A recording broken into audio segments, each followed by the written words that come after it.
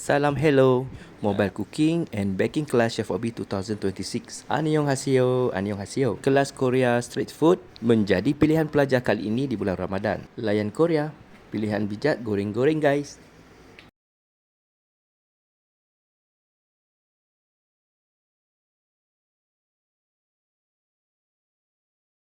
Kelas Korea bukan setakat kelas street food, Chef Ubi juga aktif mengadakan kelas bibimbap, gimbap, kimchi, ramyeon, aneka Korean fried chicken, macam-macam lagi menu Korea yang boleh di custom.